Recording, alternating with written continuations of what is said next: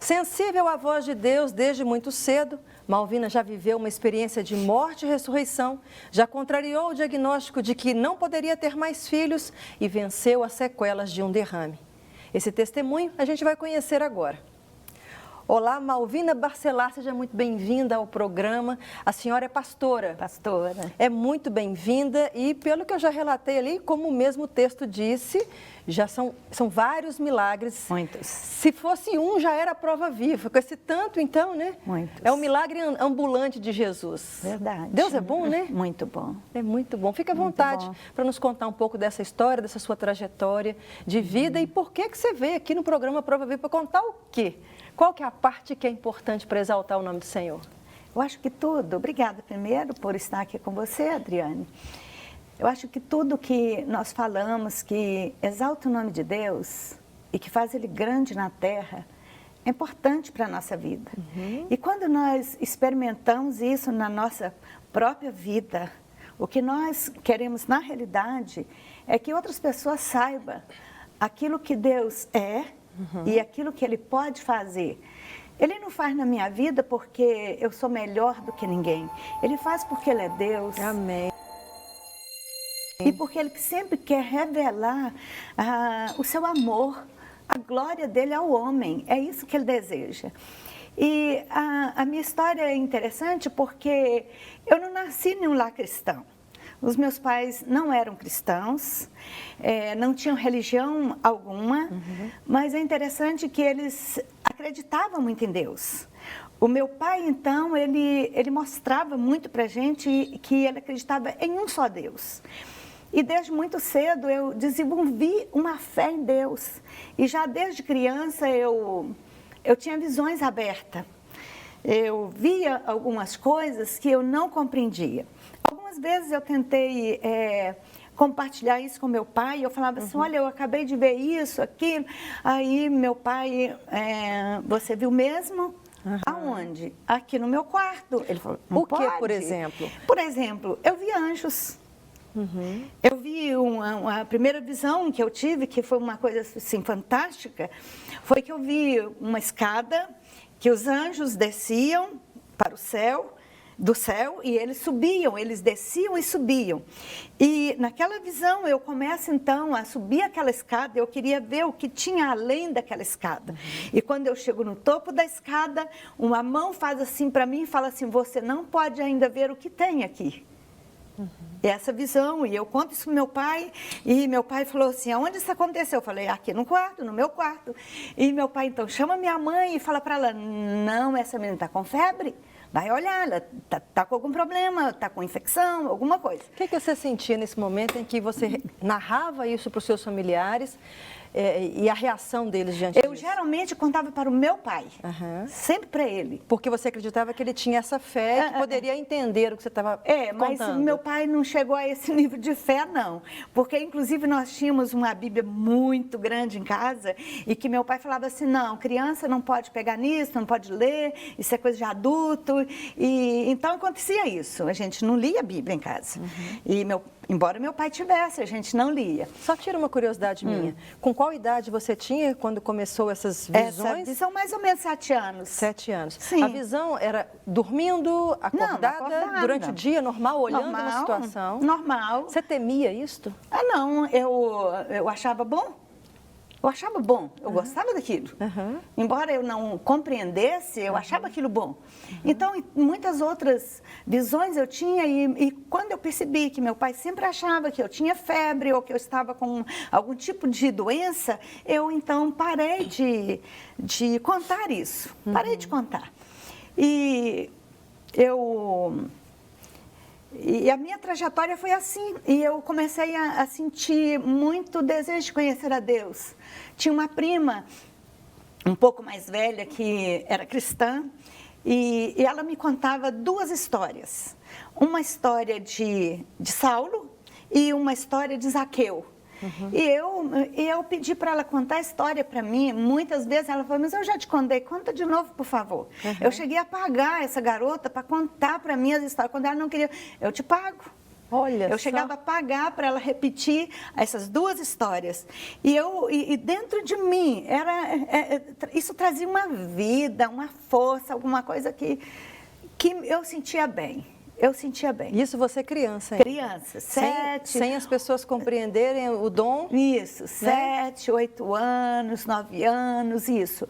Quando chegou mais ou menos 19 anos, eu conheci Jesus. Aos 18, tinha umas amigas que eram cristãs e comecei a ouvi-las, e aos 19 anos eu me converti e me apaixonei perdidamente por Jesus. Houve um chamamento especial, já que havia esse dom, foi de alguma forma também extraordinário? Porque para nós é extraordinário ver uma criança com um dom nessa idade. Sim. Como é que foi o seu chamado? Logo que eu me converti, alguma coisa impactou muito a minha vida.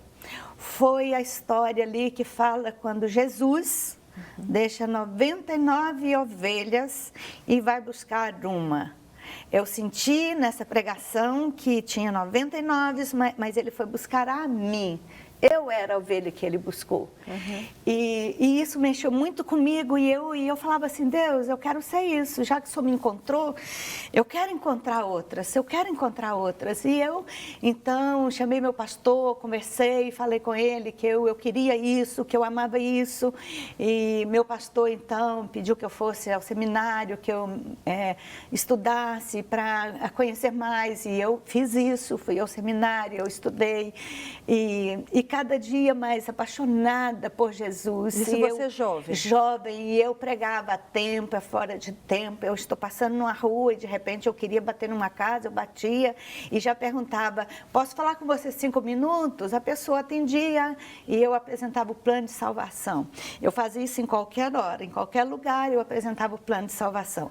Porque realmente o meu amor e a minha paixão por Jesus, ela era muito forte.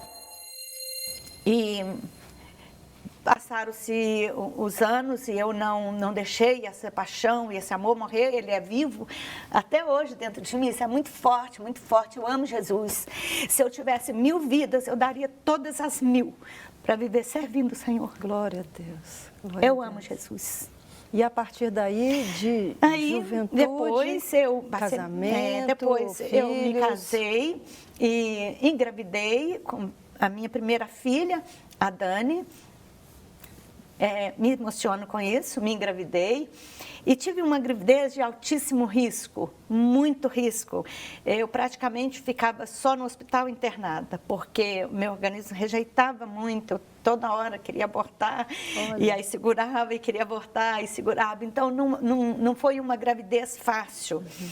E chegou um momento em que o médico chama meu marido e fala para ele: quando nós temos que salvar uma grávida, nós salvamos a mãe. Ela não tem condição de prosseguir com a gravidez, porque elas já estão correndo risco de vida. E eu realmente não aceitei essa fala do médico. Essa fala do médico, eu não aceitei. E falei: não, eu não vou abortar. Passo o que passar. Se tiver que morrer, morremos as duas. E meu pensamento só voltava em uma palavra que está lá em Êxodo 23, 26. Não haverá no meio de vocês, ó Israel, mulher estéril e nem que aborte. Eu falei: eu sou Israel, não sou estéril e não vou abortar. Oh, glórias! Não vou abortar minha filha.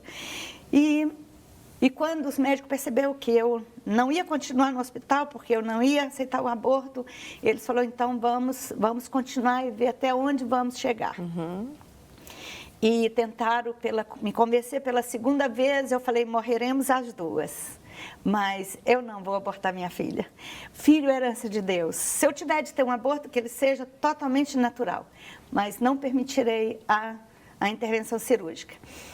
E chega então o momento em que Dani nasce, prematura, e ela nasceu, era 11 horas da noite, e quando chegou 2 horas da manhã, eu tive um edema pulmonar. muito forte. E fiquei entre a vida e a morte às 2 horas da manhã. Pela manhã, o médico chama, né, meus familiares e fala, olha, se você está em fé em Deus, pede a Deus um milagre, porque se ela tiver mais uma crise, como ela teve a crise, o edema, se ela tiver mais uma, nós não temos como salvá-la. E isso aconteceu. Quando chegou 2 horas da tarde, às 14 horas, eu tive uma outra crise de edema pulmonar. E nessa hora, os médicos falaram que não ia conseguir me salvar. Só que quando eles avisaram a minha família que deveria orar por mim, porque eu não ia aguentar uma outra crise, uma das minhas irmãs, que também é pastora, liga para a pastora Esmeralda Campelo e pede a ela que orasse por mim, que eu ia morrer naquela tarde. Que eu estava, na realidade, ela falou, minha irmã está morrendo. Eu gostaria que a senhora orasse por ela. E quando ela fala isso, a pastora Esmeralda fazia um culto à tarde, ela então para ali e começa a orar por mim naquele momento. E eu senti quando o meu espírito saiu do meu corpo e eu realmente estava indo embora. E eu fui, saí do meu corpo e fui subindo e fui embora. Eu já estava de dimensão muito grande quando eu ouvi a oração que a pastora Esmeralda fazia. O meu espírito ouviu e ela dizia, você pode viver. Porque o poder da vida está dentro de você. Você pode viver. Malvina, viva, queira viver. Viva pela sua família, viva pelos seus amigos, viva pela sua filha que nasceu, viva. Pastora, mas a senhora parou então num momento muito intenso, né? Sim. Em que você estava narrando aí a sua experiência de sair do corpo, Sim, poderia dizer assim? Sair do corpo. E que a pastora liga por telefone? Não, ela foi não, pessoalmente? Ela estava orando na igreja dela. Uhum. Na igreja dela. Mas Deus é Deus. Ah. E eu ouvi, depois eu fiquei sabendo de tudo que aconteceu, que ela foi acionada para orar e o que ela orou, e que aquilo, mesmo eu tendo saído do corpo e indo embora, eu pude ouvir aquilo que ela dizia. Eu sempre digo que há poder na oração, não importa onde você esteja. Quem esteja orando, há poder nessa oração. O meu espírito indo encontrar com o meu Salvador, ouviu essa oração, que ela dizia que eu deveria viver, que esse poder da vida estava dentro de mim. E quando eu ouvi isso, eu realmente orei a Deus, em espírito também, e falei, Deus, se o Senhor quer que eu viva, me dê a cura.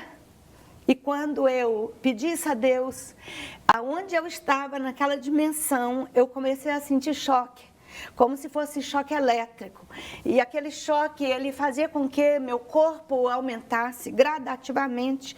E eu sentia como se eu fosse crescendo, crescendo, crescendo, alguma coisa assim fabulosa. E de repente, eu percebi que o meu corpo estava em cima daquela cama. Quando eu percebi que estava ali, eu empurrei, tentei respirar, porque eles já tinham desligado os aparelhos que me ajudavam a respirar por causa do edema. Então eu empurrei e fiz...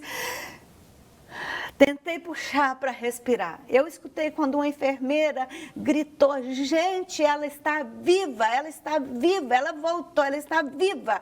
Eu pensei, uai, eu morri? Eu morri? Uau! Aí sim, vem todos os médicos e verifica que eu estava viva. Agora, tem uma coisa que é interessante para mim saber. A gente, enquanto cristão, a gente quer encontrar com Jesus. Sim. E eu acho que já me deu a resposta na sua fala aí, né?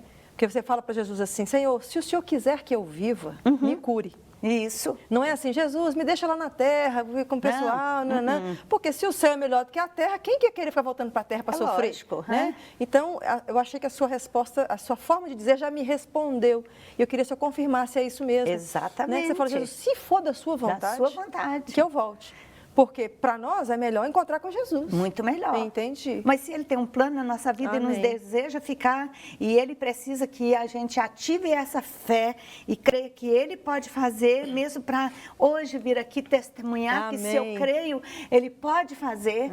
Então, isso foi assim, fantástico na minha vida. E aí a exultação dos médicos quando te viram de volta. Foram. E deve ter um susto para você. Peraí, eu já morri? Eu falei, eu morri? Como é que é isso? Foi? Por que eu voltei, que eu estou viva? Por quê? Não, eu realmente tinha morrido. Entendi. Sabe, que eu tinha morrido. E os médicos depois chegam para mim e falam assim, preste atenção, gravidez nunca mais. Você entendeu que você não poderia ter sido mãe, mas já que foi, nunca mais. Ok, nunca mais.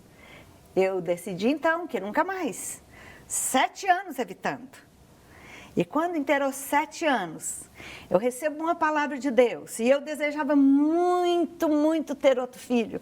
E a minha filha, ela crescia falando, mamãe, eu preciso de um irmão, eu quero um irmão.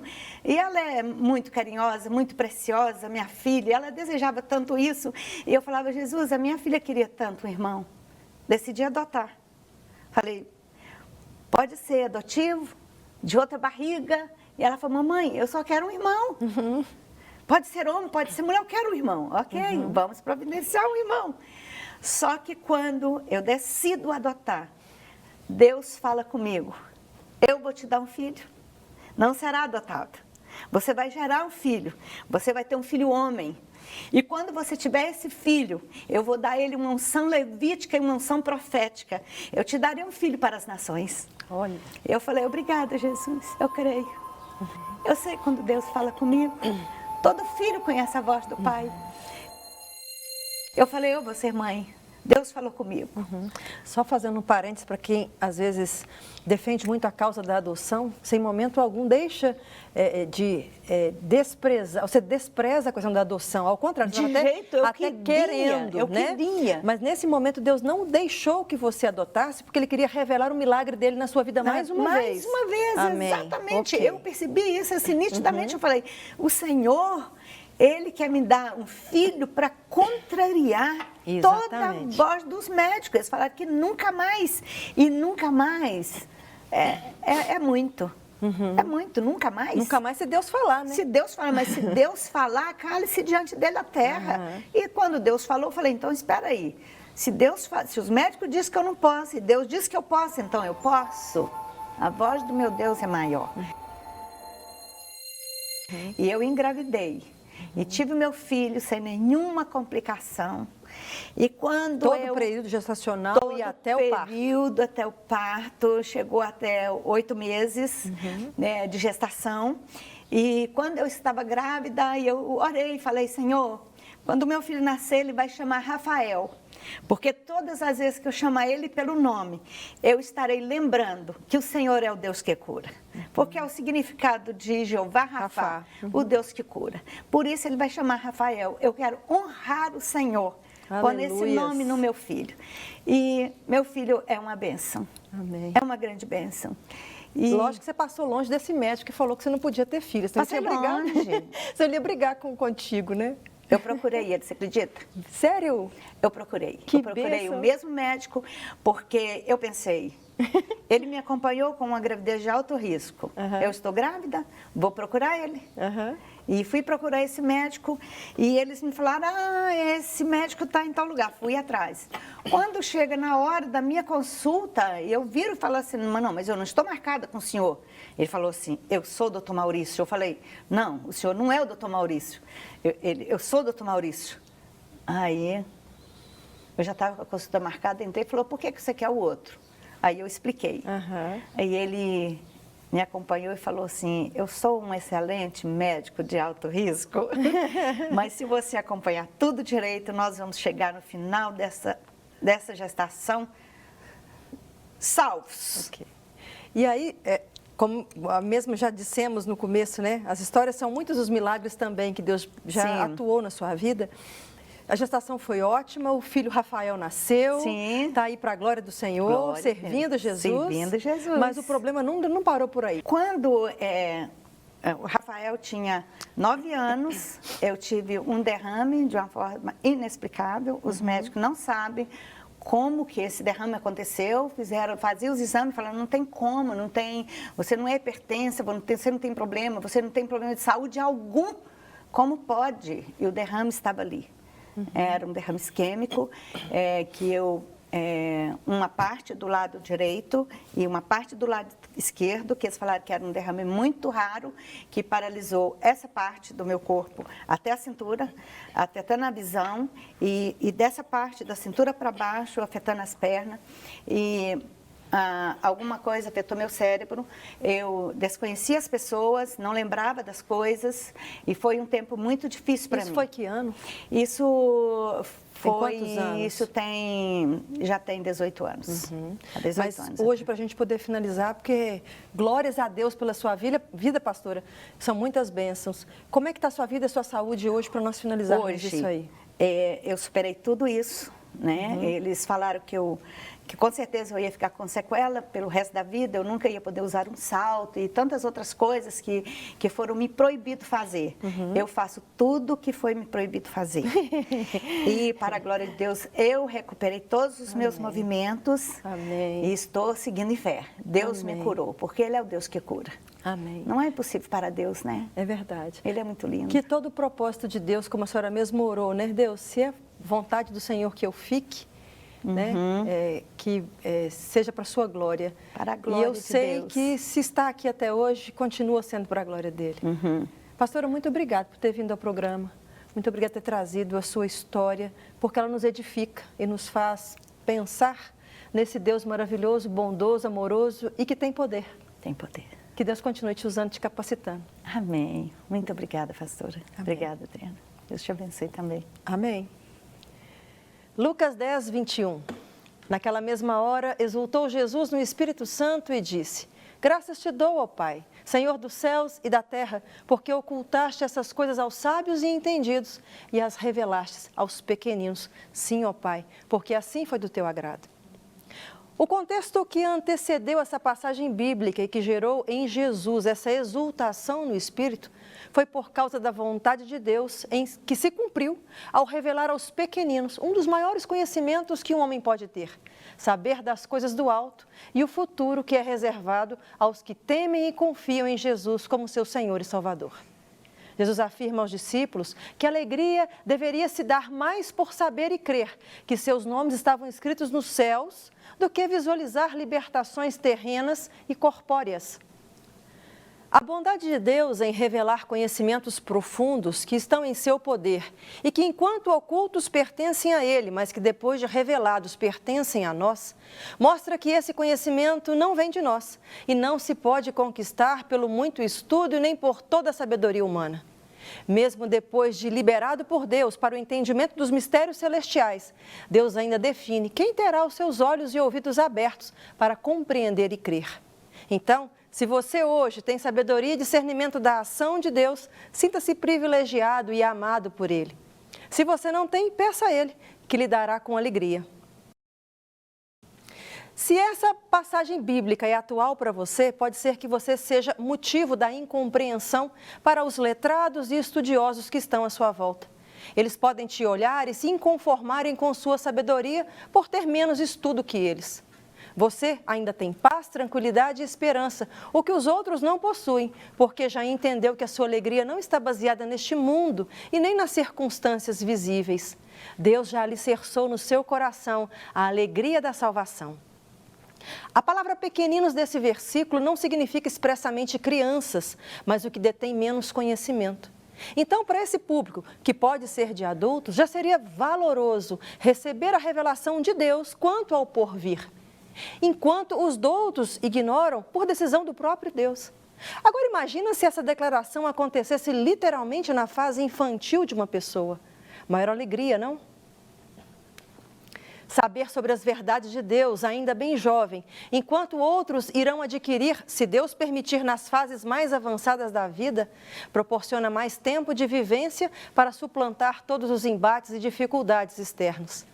Se estiver implantada no coração a verdade da onipotência de Deus, o que sobra é apenas esperar sua ação de cuidado e direção. Os dilemas e até as conquistas serão percebidas a partir daí como situações passageiras. E a alegria de ter um nome nos céus se torna maior e mais motivadora do que ter os demônios se submetendo ou recebendo curas físicas. Aguardo você aqui comigo na próxima semana para mais um Prova Viva. Deus te abençoe. Não quer ficar um segundo por fora da nossa programação? Agora você pode nos acompanhar através das plataformas digitais. Não perca tempo, acesse, curta e siga-nos. Fique por dentro de tudo o que acontece por aqui. Rede Super, inspirando você.